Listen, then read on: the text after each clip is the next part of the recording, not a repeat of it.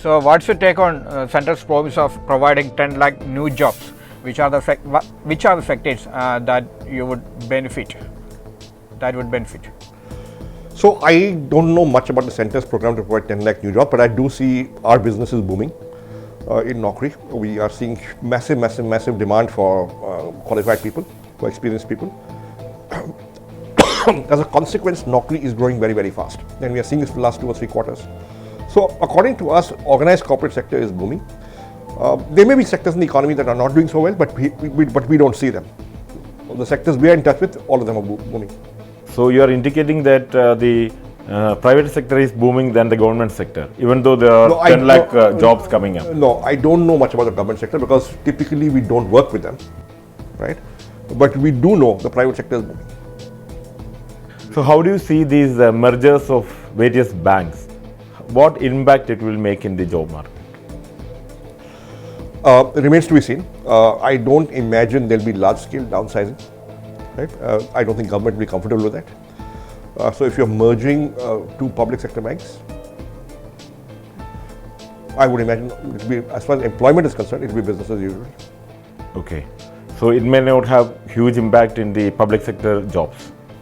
It may not be unless there is a actual program of expansion and hiring. I don't see a downsizing happening. How is the central government's focus on Skill India help the job market? Because there were a lot of talks about the Skill India program. Are these people coming out and getting jobs in the private sector? So I think in the first avatar of the skilling initiative, I think there were several areas of improvement which needed to be there. See, it's very hard to have a skilling program, say in a small town in Jharkhand, right, for 6 weeks, and then say now they will get jobs in Bombay. It doesn't happen. The fundamental nature of skills is that a skill is acquired through repeated practice, usually on the job. So the model actually, according to me, has to be apprenticeship. That somebody embeds a skilling initiative inside a company. So in the morning for 3 hours we do classroom, 6 hours you work. And at the end of 11 months or 1 year, you acquired the skill and you got absorbed into employment. So I would recommend a national level apprenticeship program for skilling. Okay, what's your view on the government jobs continuing to be the first preference of the aspirant? What is your view on that actually? Look, that is a natural human tendency in India. There is a class of people, a certain type of person who will prefer a government job. They're looking for prestige, they're looking for security. And let's face it, the government does pay well, especially at the lower levels compared to private sector. So that will continue. And that's a natural human tendency in India. I don't see that changing. From the data you possess, what are the sectors which are rebounding after the pandemic? I think the rebound is fairly broad-based. It was led by IT and then by demand for IT professionals in non-IT companies. But now it's basically across industries, whether it's infrastructure, whether it's services, financial services, everywhere. Can the brain drain concern be addressed by the Make in India or the Atmanirbhar initiatives? According to UN report, as you know, the highest number of migrants living abroad is from India. It's almost about 17.5 million. So how we are going to address this brain drain? See, I don't think we should specifically try to address the brain drain. I think we were concerned about the brain drain in the 70s and 80s, but a lot of those people have come back and contributed to the country. So we should have an open door policy. Those who want to go may go. Those who want to come back may come back. Even those who go will ultimately contribute something.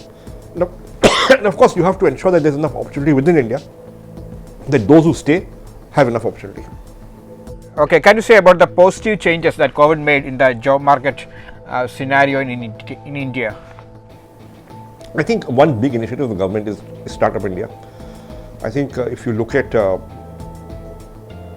so I entered the job market, I began to work in 1984. And between 84 and now, if I look at all the industries, sectors where investment has gone, where growth has happened, where employment has happened, these are all new sectors, new companies. The IT services industry barely existed. IT-enabled did not exist. Mobile telephony did not exist. Internet did not exist. All these are new sectors, startups.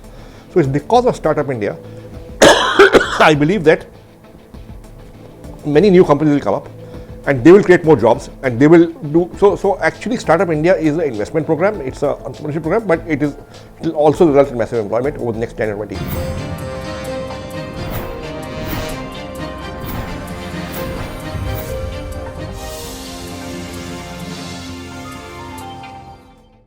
আমাদের video ভালো লাগলে like এবং share করুন। Comment সেকশনে গিয়ে জানান আপনাদের মতামত। আরও ভিডিও পেতে আমাদের চ্যানেল সাবস্ক্রাইব করুন এবং প্রতি মুহূর্তে খবরের আপডেট পেতে প্রেস করুন বেল আইকন।